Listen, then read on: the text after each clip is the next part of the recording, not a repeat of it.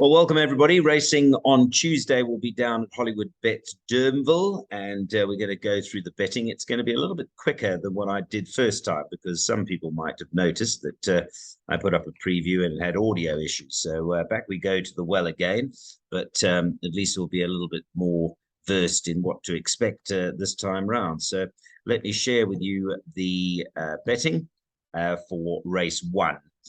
Which will be, it's an 8-race program, so there will be a buy box starting with race one. And not surprisingly, to my mind anyway, the money has come for number one, Red Sash, who's a beautifully bred daughter of the United States out of the mare Dashing Scarlet, who is a daughter of Western Winter. And I think Dashing Scarlet was a sister to Dancer's daughter, or may have been Dancer's daughter's daughter, but certainly very much bred in the purple. Louis and Cotra rides, drawn one, Brett Crawford, and certainly at 9-2. I'm not surprised that was snaffled up because any degree of ability, and she'll be competitive here. The natural danger would be number 8, Helen's Legacy, who was the original favourite and is now the second favourite. She's got the draw of 8 to overcome, but she's pretty quick and she's got good gate speed. So I'm sure Smuggler Kamala will be able to bring her over and negate that draw.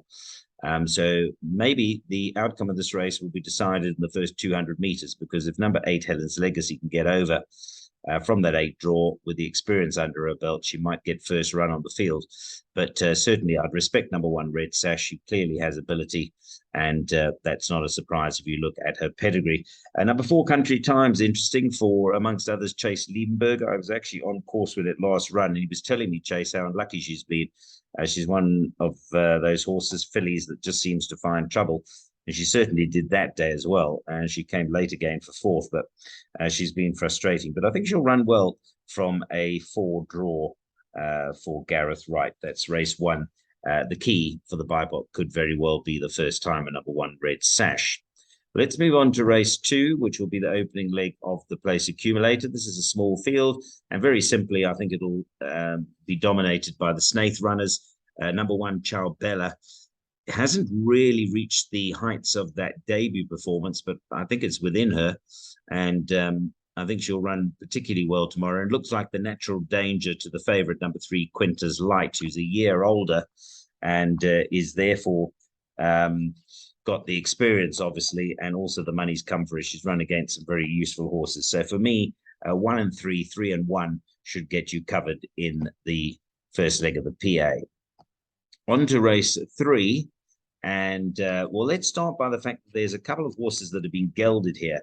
Number 4, Charlie Crocker, is one of them. And he has been not the punter's favourite. If you go back to his last start, he was beaten at 5-10. Before that, he was back from 7-2 to 28-10, got beaten. Each occasion he's run okay. He's run second, but he hasn't brought home the money. So he's been expensive to follow. He's been gelded. He was gelded on the 8th of August, and maybe that's the difference that'll get him across the line. But he has been expensive to follow. 5, Love in Winter, is interesting. There's money for this first time. He's a 4-year-old, so it's obviously had his issues. He's only making his debut now for Vaughan Marshall and Connections, but Smung and Kamalo ride, so clearly there's something there, and he is a What a Winter, so watch him. Although from what I can see value for money-wise, I'll be looking elsewhere for maybe a little bit of value in this race. I need to quickly remind you as well that this is not a normal maiden. This is a special weights maiden. So those 2 horses I've been speaking about, Love in Winter carries 60 kilograms because he's unexposed. He has to carry 60. He'll only get a merit rating after 3 runs. And Charlie Crocker is carrying 58.5.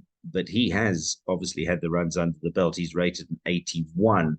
But what interests me is some of these horses that are carrying absolutely 0 weight, or close to it anyway. Number 2, Wiley Jack, is to be ridden by Muziyen. He only carries 53.5 because he's rated as lowly as a 58. But offered 2 draw with Muzi on board, I don't think he'll hang around. And he's 16-1 in the betting market, is number 2, Wiley Jack. So I've seen worse 16-1 shots. Even the stable companion, who, believe it or not, is 40-1, number 7, Georgie George. That's got to carry 54 kilograms. And in fact, there's a lot of collateral form between Georgie George and Wiley Jack, which would seem to indicate to me anyway that Georgie George is not without a outside chance. Unfortunately, for those wanting to play places, there's only 3 places in the race. It would have been lovely if you've got 4 places, but there's only 11 runners. The other horse to be gelded, I mentioned number 4, Charlie Crocker. Number 10, Cosmic Event, has also been gelded. He was gelded on the 30th of June. And Richard Faree rides. He hasn't got the best of draws at 10, but I'll be surprised if he doesn't improve with gelding. He ran okay on debut and then improved to run 5 lengths behind Lang's Power, but he clearly needed the gelding, and I think that could bring him on. Other than that, we'll watch the betting in the 3rd race of the program. Let's move on to race 4. This is a normal maiden, but the question to ask oneself here is that this race is over a mile. Now, these are maidens, 3-year-olds taking on 4-year-olds. There's not too many 4-year-olds, but number 2, Spirit of Silvano, is, I think, the only 4-year-old.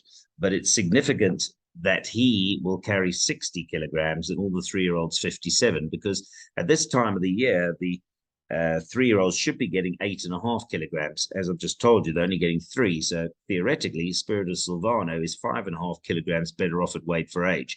Now, he's been extremely expensive to follow. He's got a love affair with the 4th box and the 2nd box. He's had 3 fourths and 2 seconds. But the weight for age certainly suggests to me that he will be close to shedding his maiden certificate tomorrow. He's only got to give 3 kilograms to Contiguous, and he's drawn 2 with Keegan DeMelo on. So he's my each-way play, number 2, Spirit of Silvano, although the money horses and the favourites are number 3, Contiguous, and number 5, Ale Maurice, both of which could be certainly in the frame, but I do like a little bit of the 4-year-old there.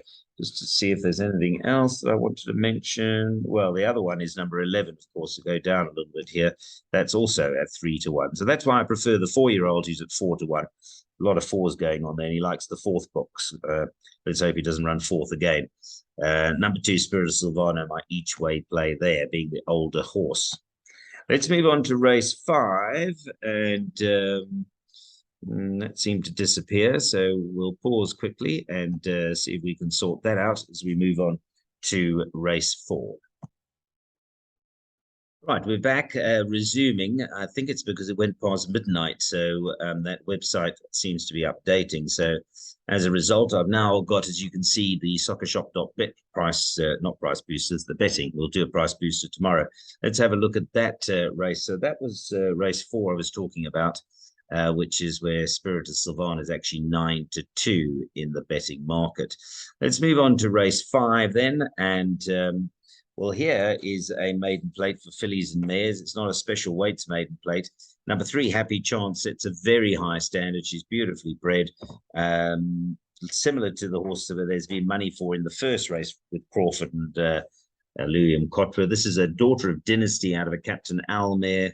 Fair debut, running 4th, much improved next time out, went back to run close up to Lucy the Pink. Drawn 3 here, and I think sets the standard. So you wouldn't be surprised to see number 3, Happy Chance, win here. But again, it is over a mile, and there are a couple of 4-year-olds here.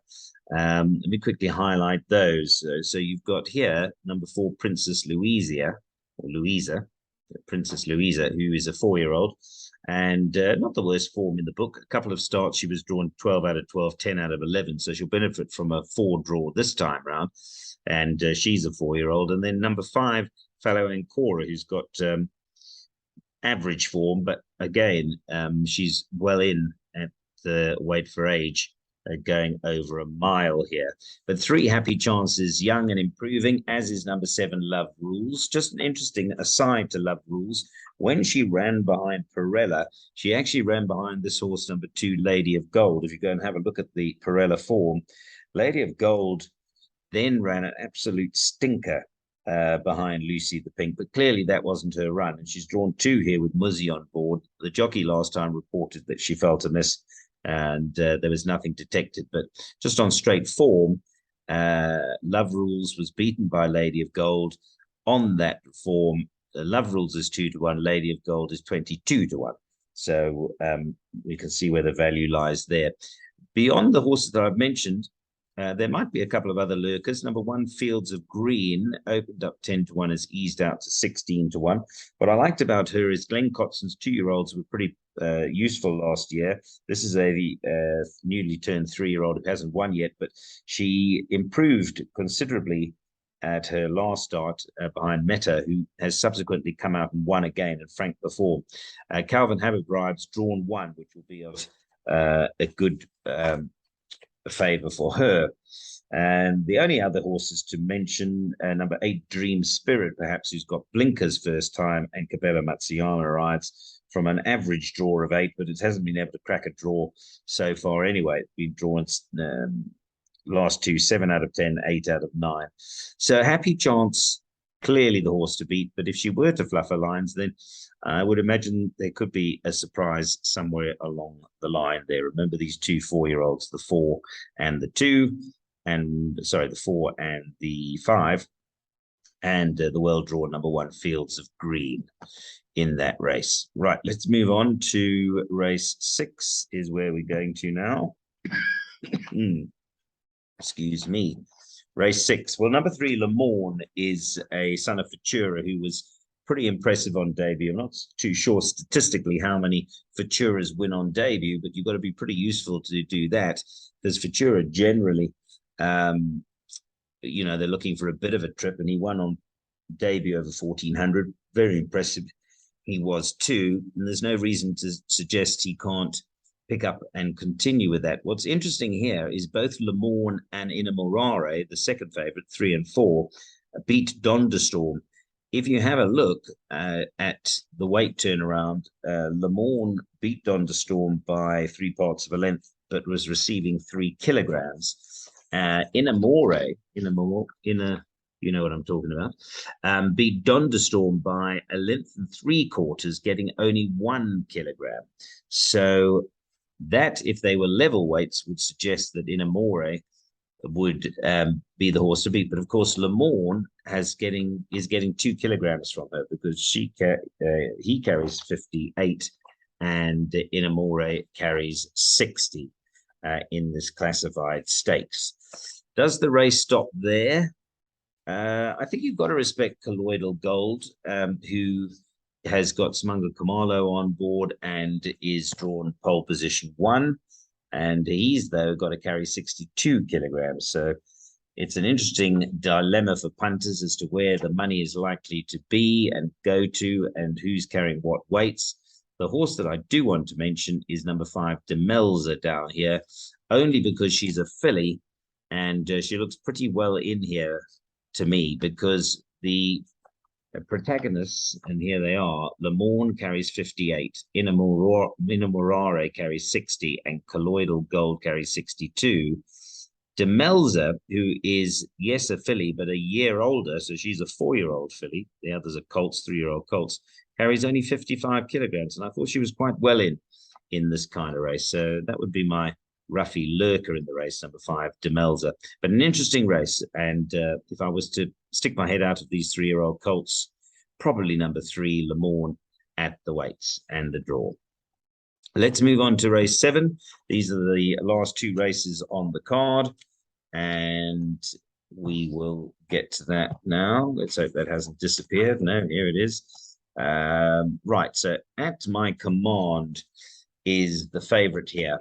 But he does have to carry 56 kilograms, which is not too bad. I think it's pretty well within his compass, and he's drawn 1. But what interests me, I thought the value might well be in this horse, number 3, Gaudi's Masterpiece, because he's actually getting 1.5 kilograms from the favorite. He's well enough drawn himself at 3. Obviously, At My Command is drawn 1. But he's a son of Vercingetorix, and he's got, certainly on a form line with the Futurist, he's got the Futurist beaten. And he's slowly getting back to something near his best. At one stage, he was rated at 96, which I think was probably a bit optimistic. But off this 54.5, because he's now weighted only, or rated 80, I think he will run a nice race. So I quite liked number 3, Gaudi's Masterpiece, although there doesn't appear to be any money for him, but that doesn't put me off. What is interesting is that the stable money appears to be on number 12, Kimball O'Hara. Now, Kimball O'Hara at the 12 is a very interesting horse indeed. And I'll tell you why, because he made his debut in the nursery, the Cape Nursery. So clearly Justin felt quite a bit of about him to actually run him there. And he wasn't disgraced. He ran sixth behind We're Jamming. He then put the record straight by absolutely demolishing his maiden field. And last time the money poured on him, as it has here again, from 14 to 1. In fact, on some exchanges, he's now 6 to 1. But he was back from 4 to 1 into 2 to 1 last time. He got beaten comfortably, nearly 6 lengths by Ragnar Lothbrok, but he was slow to start. And I think being a son of Give Me the Green Light out of a Fort Wood mare, he will relish the extra 400 meters, or yes, 400 meters. The only negative for him is this: he's drawn 12, and that won't be easy for him. But again, he's got a pedigree, and he's shown he has some ability, and clearly the stable thought enough of him to run him on debut in the nursery. So full respect there. So I mentioned I like Gaudi's Masterpiece. Beyond those, well, I suppose you could make a case out for anything. You know, you could even make a case out, if I go down, you could even make a case out for Darjeeling, who is 60 to 1. And the reason for that is that Darjeeling is no longer an entire. He had the unkindest cut of all on the 31st of May, which was 10 days after he ran another shocker. But clearly, if you ignore the run in the Cape Derby behind Pomp and Power and the run in, I think it was the last leg of the winter series behind Gem King, he had ability, and he was running second to Pakaya, who had a big reputation, third to Key Shiraz, and early on he shed his maiden fairly early on. So I'm sure he's going to strip a much fitter and less congested horse in certain areas. He might need this start, but I've seen worse 66 to 1 shots, to be honest. Just those last 2 runs are clearly not his form. So interesting race, and going back to the top, At My Command could very well easily win, and I think he'll run a good race, but he does have to ship 1.5 kilograms to the year-old number 3 Gaudi's Masterpiece, who I think will run nicely. Interesting race, though. Han Solo is a horse that I've been for multiple times with good success, actually, on Clocking the Gallop. I think I've made him the price booster best bet twice, and he's delivered on both occasions. He could very well win again. I mean, he's drawn 2. He's got Calvin Habib on board, but he's got to shoulder 61 kilograms. That's a lot of pudding, 61 kilo. I'm not so sure he can give 5 kilograms to At My Command. Never mind, give 6.5 kilograms to my Ruffy Gaudi's Masterpiece. Interesting race. I'll be watching that. Win, lose, or draw. Should be an interesting race. Kimball O'Hara also interesting to see how he goes. Right, let's move on to the last race on the program and have a look at the betting. Well, number 1, Silver Garbo, is clearly the filly to beat here. Let's take you through her career so far. She began completely unfancied in the betting, Silver Garbo. She opened up 3 to 1 and blew out to 7 to 1 and ran accordingly. But she quickly rectified that, because she blew from 16 to 1 to 33 to 1 in the second start and put them to the sword very impressively.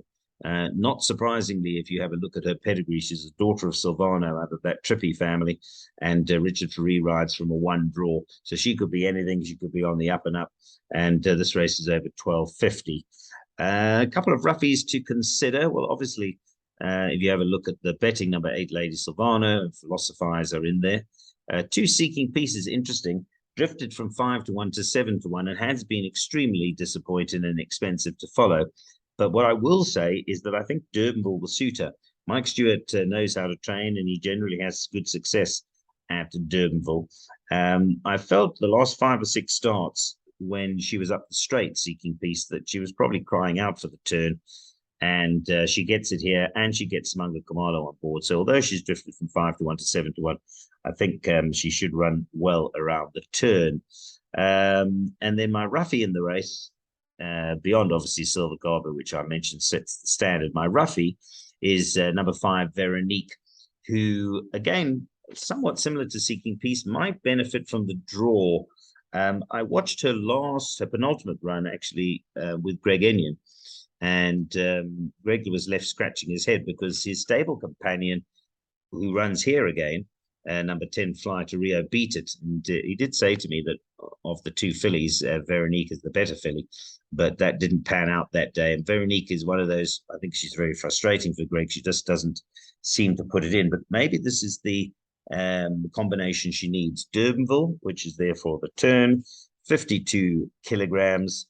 JP van der Merwe in the irons, and a decent enough draw of 5. And she is a 4-year-old, so I thought a little bit of 20-1, some value there with number 5, Veronique, in what beyond Silver Garbo might be an open race. Right, here's the bit where I'm stopping sharing that and hoping to goodness that the audio has come out, because I'd hate to do it a third time. Just to end off by saying it's going to be a wonderful day's racing tomorrow. Big fields, aha. There we go. The load shedding's over here in this part of the world. It's only our third one today. So load shedding is finished here, and I've finished, but enough to tell you that there will be a take a bet tomorrow, and also probably a price booster, just trying to decide where the right value horse is for tomorrow. We had a winner today, by the way. Trotted up. What on earth was it? Yes, the winner of the last race in Durban arrived for us, so that's pretty good going. For the price booster boys. We'll have another one tomorrow. Right, let me end there. It is now officially good morning.